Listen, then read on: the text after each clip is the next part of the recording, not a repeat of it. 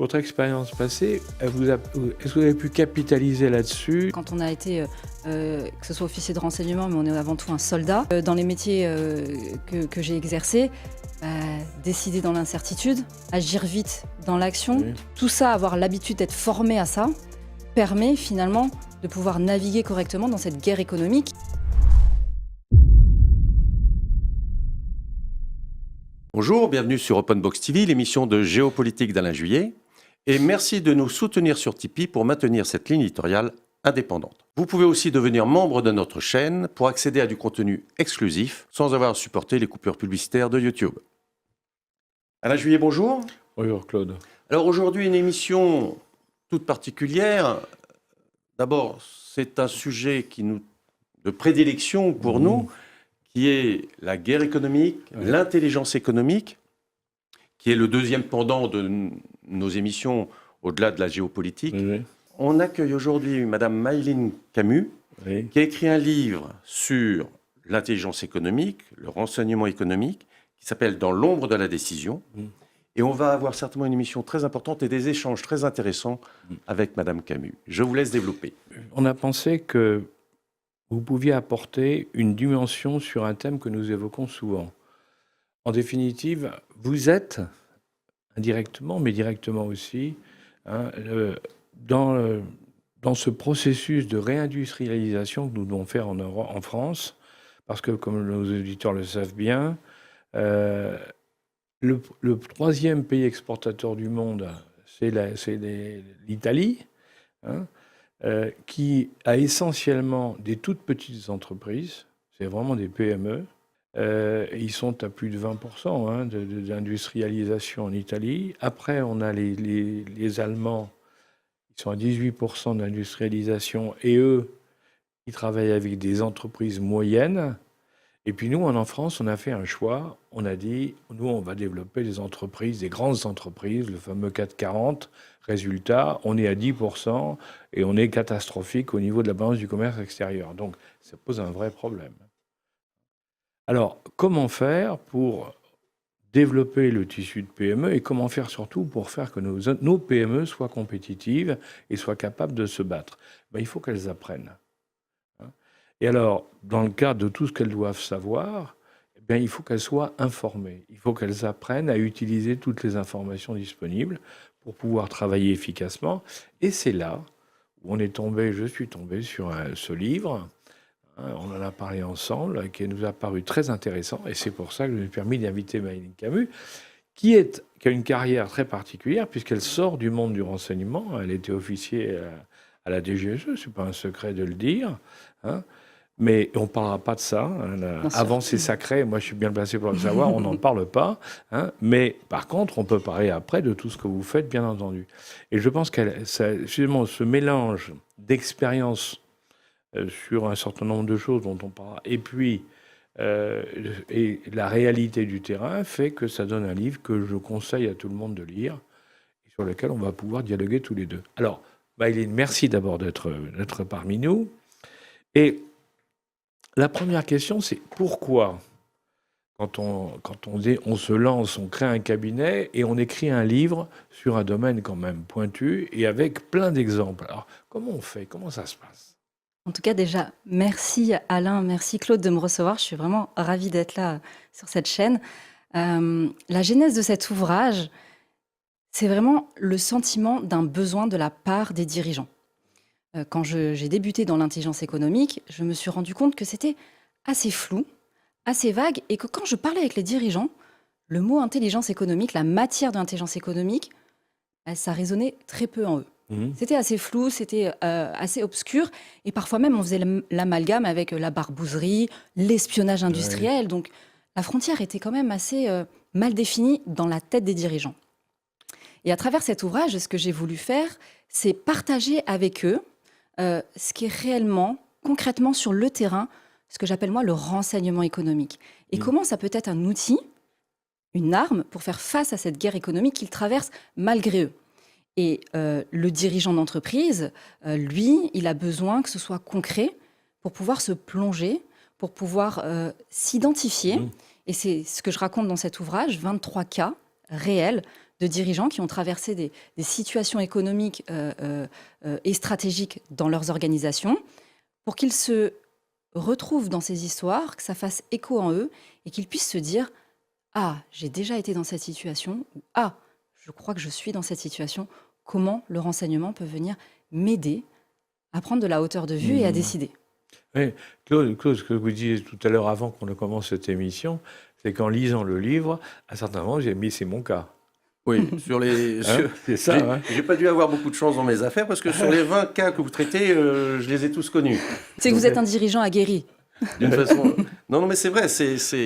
Et ce livre, en fait, c'est une grille de lecture. Oui. Et effectivement, ça met des mots sur des situations qu'on a vécues.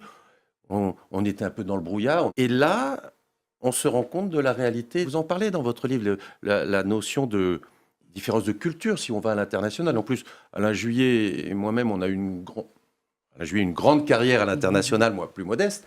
Mais c'est très important d'avoir du renseignement économique dans le bon sens du terme pour pénétrer un marché et signer des affaires. Sinon, c'est pas possible. Et votre livre l'explique très précisément. Alors justement, quand quand vous avez commencé, là, quand vous avez créé votre cabinet en définitive, comment ça s'est passé? Parce que vous arriviez d'un monde quand même très différent, hein, c'est le moins qu'on puisse dire. Comment vous avez réussi à accrocher? Qui étaient vos premiers clients? Comment ça s'est passé? J'ai décidé de faire ce qu'on n'attendait pas de moi. C'est-à-dire que j'ai décidé de communiquer. J'ai décidé de prendre la parole sur ces sujets-là. Parce que, avant de lancer mon entreprise, j'ai fait du renseignement d'affaires. Finalement, je me suis renseignée sur ce qu'était la matière, quel était l'état du marché. Est-ce qu'il y avait des clients potentiels sur ce type de business? Et je me suis rendu compte que c'était flou, c'était taiseux, etc. Et je me suis dit, mais moi, j'ai eu besoin qu'on communique avec moi pour que je comprenne. Donc, je vais communiquer sur ce que je sais faire. Je vais communiquer sur ce qui existe parce que c'est un outil au service des dirigeants, d'aide à la décision. Donc, c'est bien pour eux. Oui. Et donc, le garder dans le secret des dieux, le renseignement économique, c'est extrêmement dommage.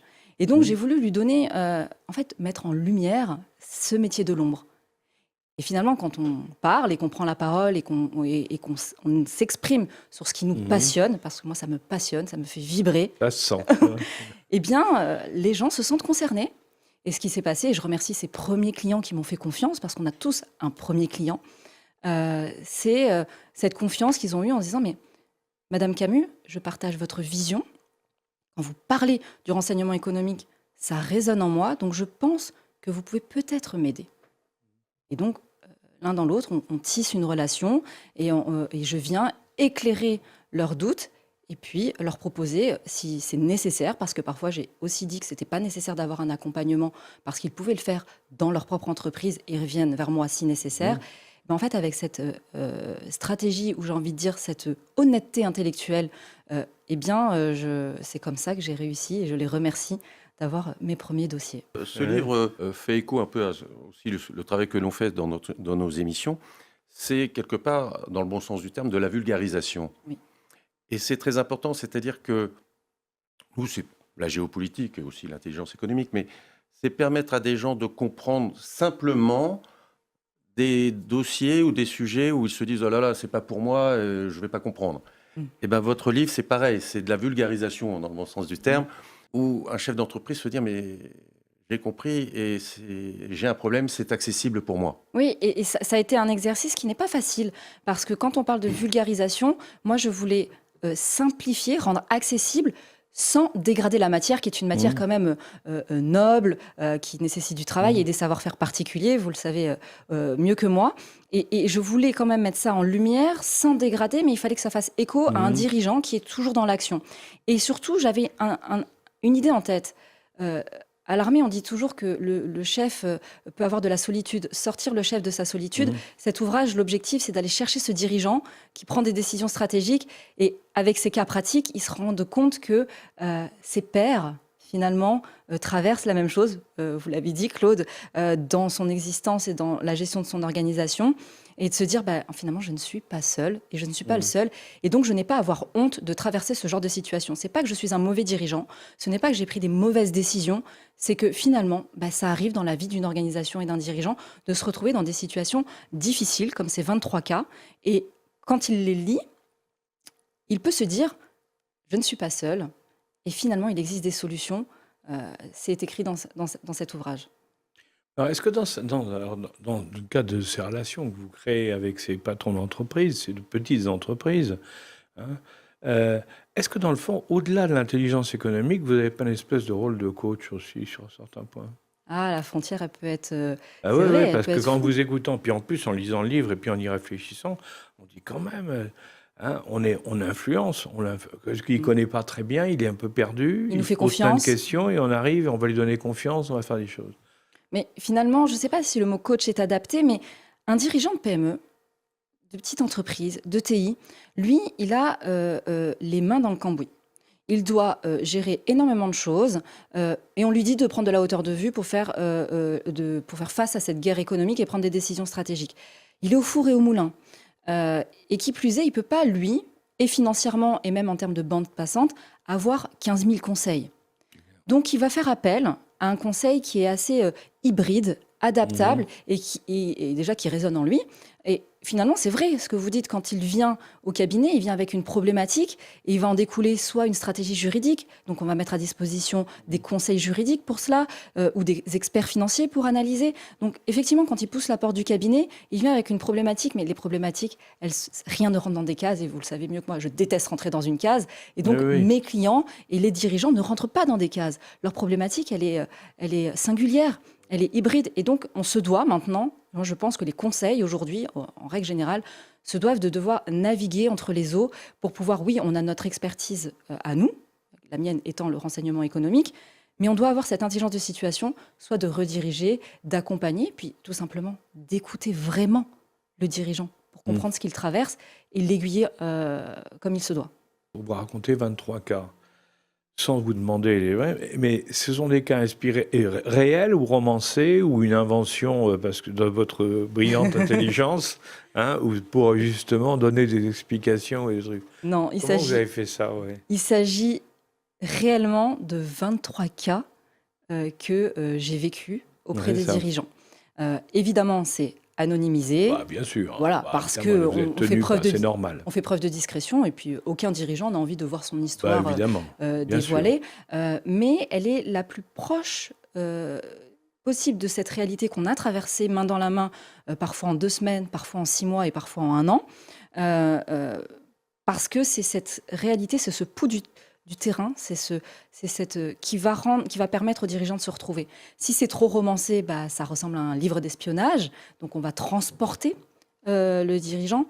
Et si c'est réel, on le laisse les pieds sur terre. C'est un manuel de combat, finalement. Donc il doit être opérationnel. Dans votre livre, vous utilisez souvent le terme veille.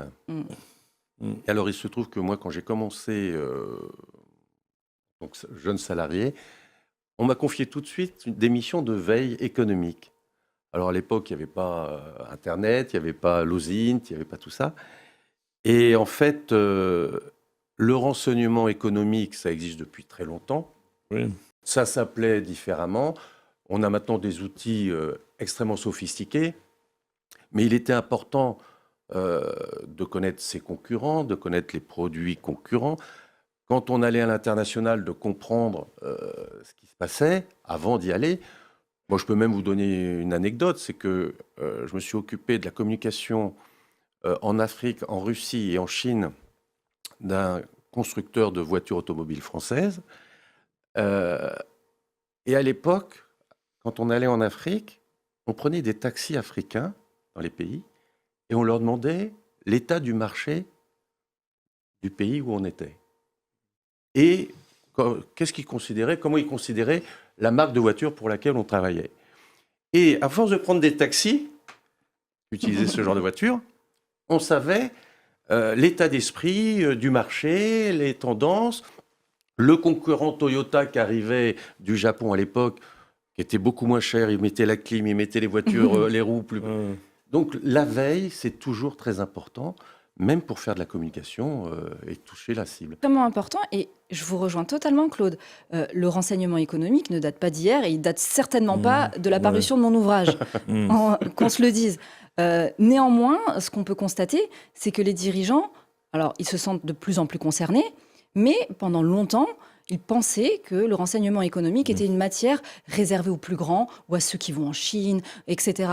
Alors que non, la réalité, c'est que ça concerne tout le monde, tout dirigeant qui a une volonté de croissance et qui a des responsabilités économiques et qui est décideur. Et la veille, c'est le socle, c'est la base. C'est peut-être pour ça qu'on vous a donné cette mission dès le début, parce que c'est la base de se renseigner où on va, comment faire. Avoir cette culture en fait de veiller, c'est instaurer une culture du renseignement, une culture du risque, une culture des enjeux dans son entreprise. Et instaurer une culture d'entreprise, c'est de la responsabilité du dirigeant. Voilà. Et c'est une responsabilité qui pèse sur ses épaules. C'est pour ça que cet ouvrage s'adresse à lui, parce que le dirigeant, s'il n'instaure pas lui-même cette culture du renseignement, de s'intéresser, du risque, d'anticiper, on ne peut pas demander à ses collaborateurs de le faire. Bien sûr. La guerre économique est peut-être plus violente aujourd'hui par rapport à ce qu'on a connu. Je ne sais pas. Les moyens sont rapides. Il faut réagir les moyens plus rapidement. sont différents. Voilà, les moyens sont différents, mais elle était violente aussi avant. Elle ne se faisait pas de cadeaux quand même. Hein. C'était, c'est le moins qu'on puisse dire. En définitive, donc, selon, alors avec votre expérience acquise, quel est le domaine dans lequel ils ont le plus besoin en définitive de ce renseignement, de cette veille? Est-ce que c'est pour se défendre? Est-ce que c'est pour comprendre? Est-ce que c'est pour attaquer? Quel est le... Ou est-ce que c'est un équilibre? J'en sais rien. Ouais. Justement, comment vous les voyez? Comment ils sont? Qu'est-ce qui les préoccupe en priorité? Eh bien, je vais vous répondre et vous allez voir que ça reflète vraiment bien la réalité du terrain. Les dirigeants de PME, aujourd'hui, ont besoin de renseignements économiques pour se défendre, c'est-à-dire quand ils sont dos au mur et qu'ils sont dans un pré-contentieux ou déjà dans un contentieux. En règle générale, la majorité des dirigeants qui vont venir me voir, c'est parce qu'ils sont déjà dos au mur. Ça veut dire qu'ils n'ont pas fait de renseignement en avance de phase, qu'ils se sont retrouvés à contractualiser avec un partenaire finalement malveillant ou qu'ils n'ont pas anticipé certains enjeux. Et c'est à ce moment-là où ils vont faire du renseignement. Donc j'ai envie de dire qu'on est plutôt dans une ambiance de réaction plutôt que d'anticipation. Et nous, notre volonté, c'est de basculer et d'avoir une France qui anticipe plutôt qui réagisse. Mais finalement, ce que je vous dis là, sur l'état des gens avec qui je travaille, ça signifie que c'est finalement peut-être bien l'état de ce qu'il y a en France, des dirigeants français, c'est-à-dire qu'ils sont en réaction et non pas en anticipation, parce que c'est pas dans notre culture d'anticiper. Et on est justement là pour essayer de faire basculer les choses. C'est pour l'anticipation, parce que moi je travaille beaucoup sur la communication de crise pour un certain nombre d'entreprises. Et ils m'appellent toujours quand c'est la crise. Alors que ça se prépare de communiquer sur une crise possible. En temps de paix, on prépare la guerre, non? Voilà, et faire appel à des gens comme vous, c'est primordial, mais il faut l'anticiper, il faut le penser, il faut se dire, tiens, je suis désolé, on peut en parler aussi, mais il faut que je vote une ligne de budget. C'est très vrai. Mais est-ce que ça va m'être utile ou pas? Bon, voilà. En fait, finalement... c'est facile de dire que c'est un peu faire un raccourci de dire que le dirigeant n'anticipe pas, parce qu'en fait, cette culture du renseignement, oui, elle doit être insufflée par le bas, par le dirigeant, mais si on garde ma théorie, elle doit être insufflée de l'État vers le dirigeant, du coup. Et si on regarde nos concurrents et les puissances étrangères, comme par exemple les États-Unis, ils ont une force de frappe en termes de renseignement économique qui est très importante, parce qu'ils ont eu des moyens étatiques à leur service, que ce soit des moyens financiers, des moyens de lobbying, dans les écoles. Ils forment leurs dirigeants de demain. Déjà, ils ont une culture du renseignement. Ce qui n'est pas le cas, en fait, de nos futurs dirigeants français. Cette culture du renseignement, elle est encore très timide. Donc finalement, aussi, il faut que cette impulsion ne vienne pas que de nous, les privés, puisque nous sommes des acteurs privés, et il faut qu'elle vienne aussi de l'acteur étatique, de l'action publique, de venir soutenir, éclairer un peu le dirigeant pour pouvoir avoir un effet de masse sur cette France qui doit anticiper. Parce que... pour un petit peu répondre à votre question sur est-ce que la guerre économique, elle est plus difficile aujourd'hui ou hier, moi je ne la connais pas, celle d'hier, mais ce que je peux vous dire, c'est que celle d'aujourd'hui, elle est terrible parce qu'elle est hybride et elle est insaisissable avec nos nouvelles technologies. Donc le fait qu'elle soit complexe, hybride, insaisissable, et hier encore j'en parlais, c'est pas le gros monstre vert qui va rentrer dans la maison, qu'il est bien vu l'ennemi, on tire dessus, ça rentre par la cyber, ça peut rentrer par le physique, ça peut être insidieux, ça peut durer des années pour un objectif à long terme. Donc finalement c'est impalpable, c'est insaisissable, c'est complexe, et le dirigeant doit faire face à quelque chose qui ne matérialise pas, sauf quand il se retrouve dos au mur avec un contentieux où là, à la fin, il y a la réputation, le chiffre, l'énergie, et il se rend compte que là, il y a un coût réel. Et ça, en fait, nous, on prend la parole, on écrit des ouvrages, on discute, on a un média, mais il faut quelque chose de plus fort que nous, ce qui s'appelle l'État, pour aider ces dirigeants à comprendre mieux que ce qu'ils peuvent faire avec leurs propres moyens. Alors, vous avez raison, en parlant de guerre hybride, on a fait une émission sur le nucléaire français. Oui. Et les dirigeants de EDF à l'époque ou de Areva à l'époque se savaient attaquer, mais ils ne savaient pas comment ni pourquoi. Et toute l'idée était de détruire le nucléaire français, de fermer des centrales nucléaires. Et finalement, c'est les élèves de l'EGE, l'école de guerre économique, qui ont sorti l'histoire. ont sorti un dossier où l'Allemagne, le gouvernement allemand, finançait depuis des années des ONG anti-nucléaires françaises pour, par capillarité, monter au plus haut niveau de l'État et faire en sorte qu'on ferme des centrales nucléaires, ce qui allait tuer l'industrie française. Donc vous avez raison, aujourd'hui, la guerre économique est hybride et on ne sait pas d'où ça vient, on ne savait pas d'où ça venait. Vous êtes, à ma connaissance, vous êtes un des très, très rares, si ce n'est pas le cabinet qui travaille avec les petites PME, et vous êtes au MEDEF, si je ne me trompe pas. Donc, comment le MEDEF réagit dans ces cas? Parce que eux, au départ, c'était les toutes petites entreprises, c'est pas vraiment leur truc. Ils sont plutôt des entreprises moyennes, non? Je sais Non. pas. Non, Alors pas je du tout. suis, Peut-être qu'ils ont évolué ou que c'est moi qui suis pas au courant. je suis membre du COMEX 40 du Ouais. MEDEF, qui réunit 40 dirigeants français de moins de 45 ans. Oui, c'est ça. Donc forcément, L'avenir, vous êtes l'avenir. Voilà. bien sûr. on grandit sûr. avec les expériences de nos pères. Et finalement, ça montre que si on s'intéresse à ces jeunes dirigeants, on s'intéresse aussi aux petites entreprises. Oui. Et c'est aussi ce qu'on représente finalement en étant membre Oui. du MEDEF. Donc non, je veux dire, le MEDEF s'intéresse à toutes les entreprises françaises. Et d'ailleurs, le renseignement économique est un sujet qui intéresse. Oui. Et qui commence finalement, effectivement, à se dire il faut aussi... le MEDEF est un bon moyen aussi de faire écho chez les dirigeants. C'est un bon moyen de communiquer sur ces sujets pour les sensibiliser, Oui, c'est sûr. les transporter et puis leur donner envie de s'y intéresser. Parce qu'on est bien d'accord que cette matière, la sécurité économique, nous, ça nous passionne, mais c'est quand même une matière qui est aride, Oui. qui donne pas envie à tout le monde, et encore moins aux collaborateurs. Donc il y a le fond, et puis il y a la forme, il faut donner envie aux dirigeants de s'y intéresser et aux collaborateurs d'être embarqués dans l'aventure. Et le MEDEF est très actif dans cette... pour éduquer, former les dirigeants, les chefs d'entreprise, parce que avant, il y avait quand même l'ancien président du MEDEF, Geoffroy Roux de Brézieux, était sensibilisé à cet univers. Il a fait un rapport. Il a fait un rapport. Il a fait un rapport sur la science économique. Alors, est-ce qu'à votre connaissance, à son époque, déjà, il y avait des choses mises en place ou pas particulièrement? Sur le renseignement économique, pas à ma connaissance. Et d'ailleurs, c'est le message que j'ai envoyé à monsieur Patrick Martin en lui envoyant l'ouvrage, de lui dire que, regardez, l'état des lieux que j'ai pu mener grâce à cet écrit, voyons voir si on peut faire quelque chose. Moi, je sais qu'ils organisent des conférences pour les adhérents, et ça pourrait être intéressant, lors d'une conférence, d'aborder cette thématique du renseignement économique, justement pour débuter par...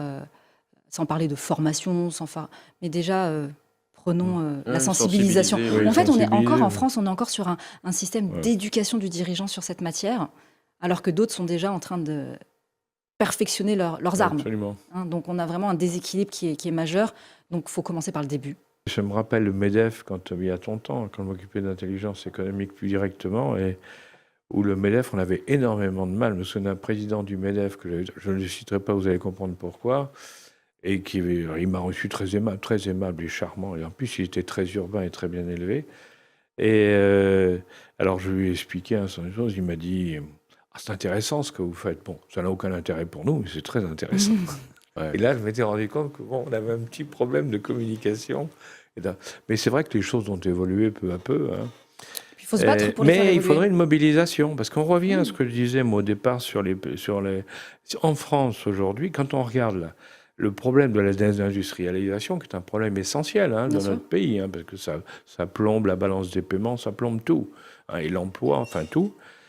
Quand on regarde, on s'aperçoit que malheureusement, c'est vrai, l'État, et là vous avez tout à fait raison de le dire, l'État ne se mobilise pas suffisamment pour aider les entreprises à leur fournir les informations utiles pour qu'elles puissent non seulement se défendre, mais attaquer, parce que c'est clair. Hein.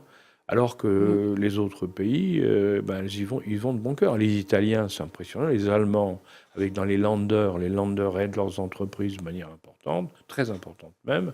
Et les Américains, vous l'avez dit, ils ont tous à disposition des informations. Bien sûr. On ne parle pas des Chinois, là c'est encore autre chose, parce que là c'est un rouleau compresseur. Mais c'est ce qui nous attend, c'est la réalité du terrain.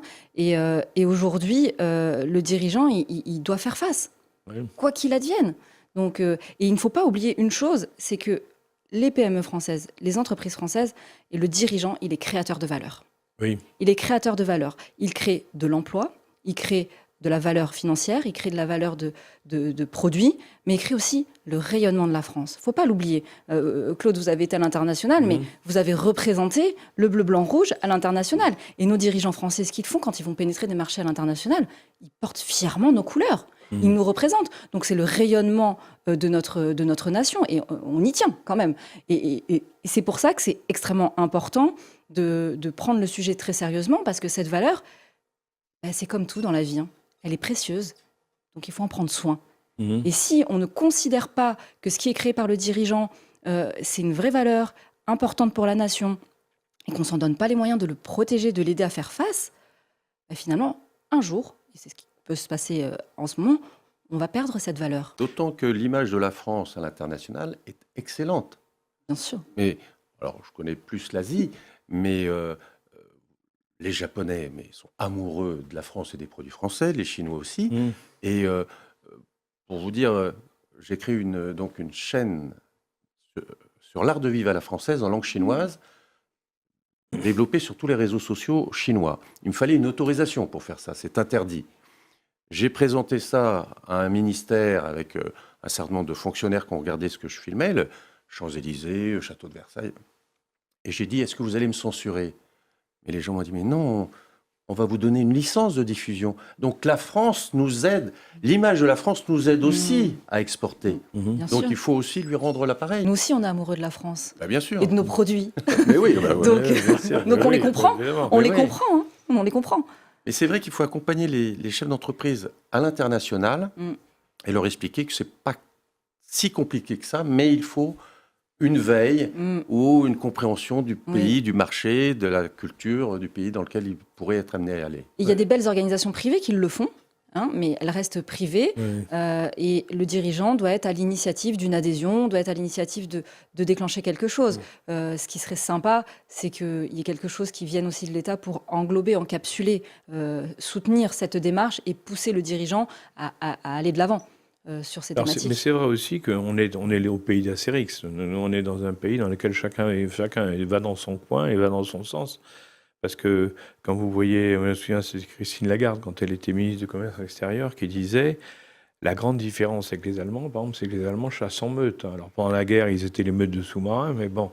Mais dans les entreprises, il y a la grosse entreprise, d'où les petits qui sont derrière qui suivent. Ou un groupe de petites entreprises. Donc, ils amènent un service presque complet à plusieurs. Évidemment, ça marche.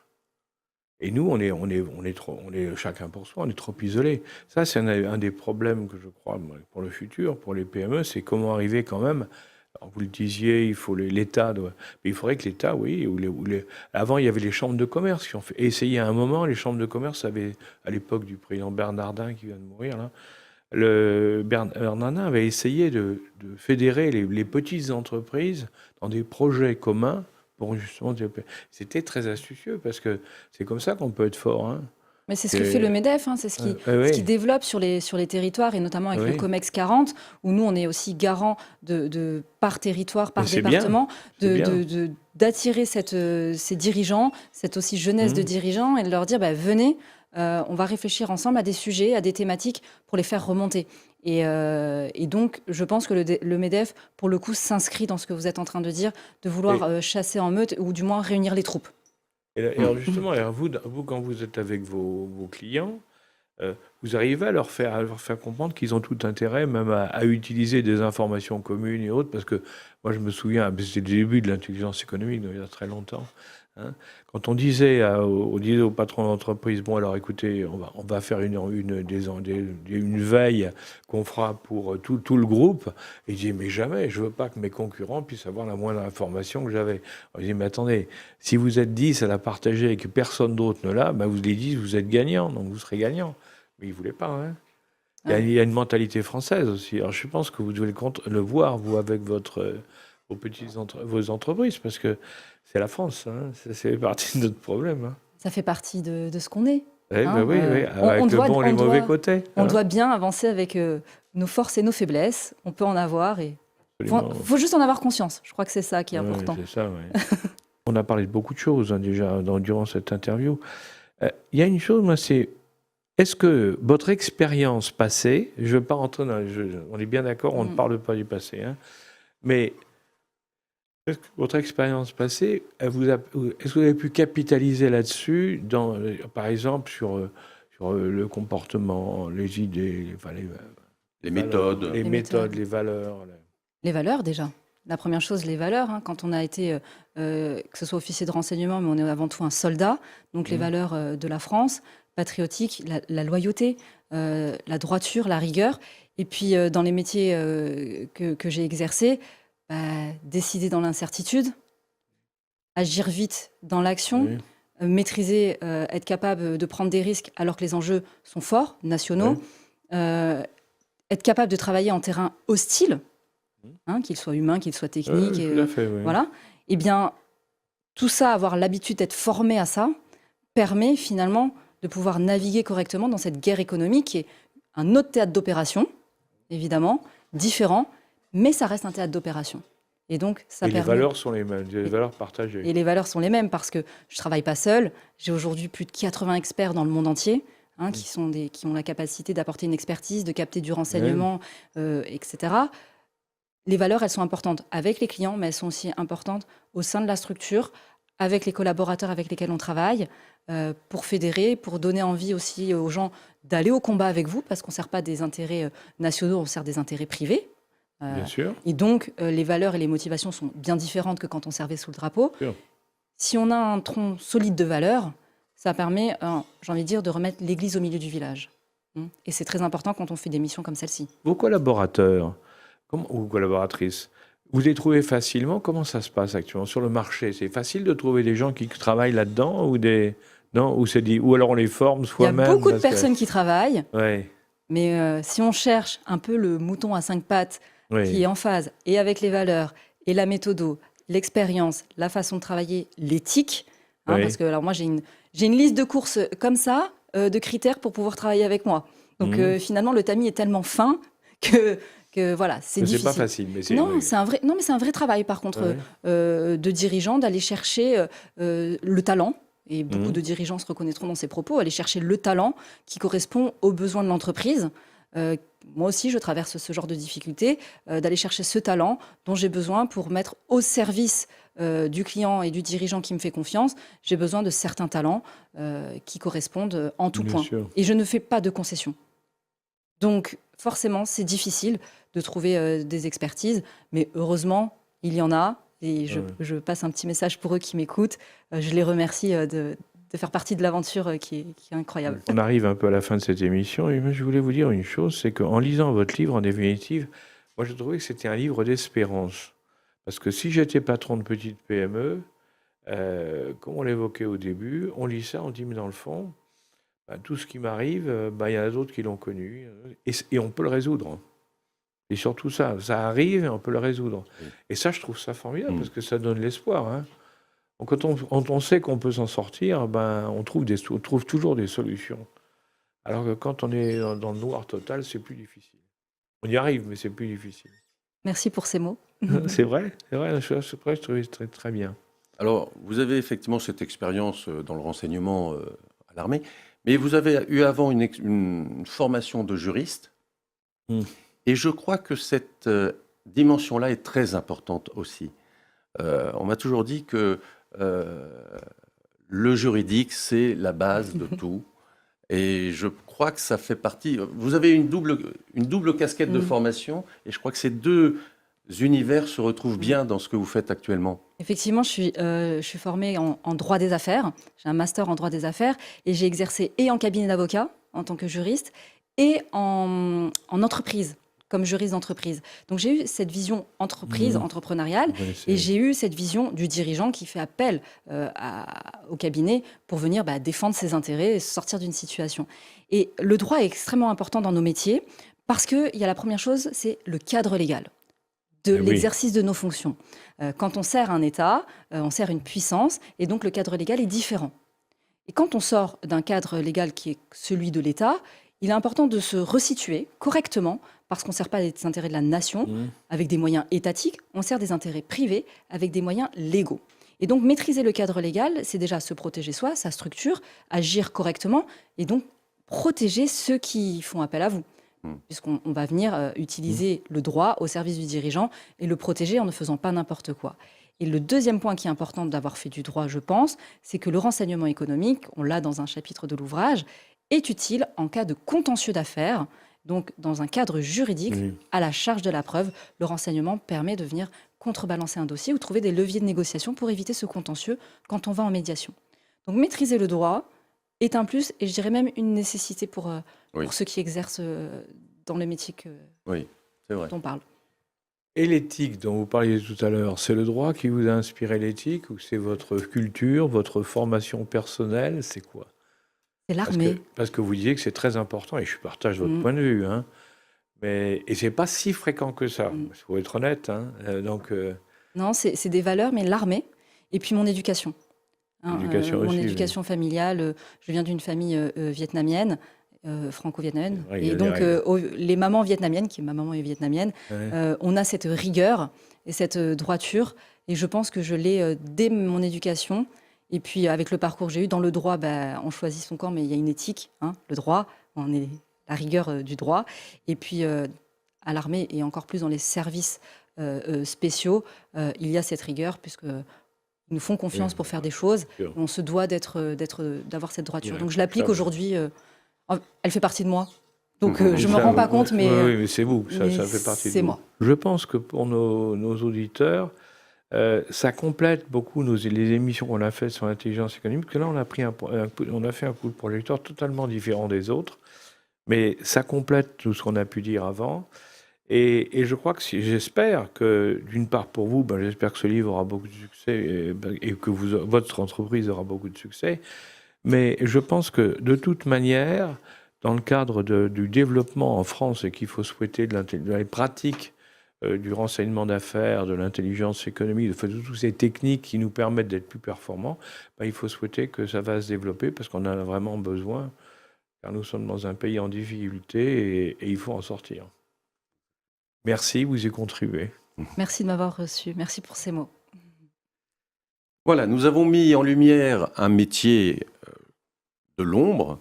Et donc, si ça vous intéresse, si vous êtes passionné, n'hésitez pas. Vous pouvez appeler Madame Camus ou même nous appeler. On vous orientera. Je vous dis rendez-vous pour une prochaine émission tous les vendredis à 17h sur YouTube. Merci. Au revoir.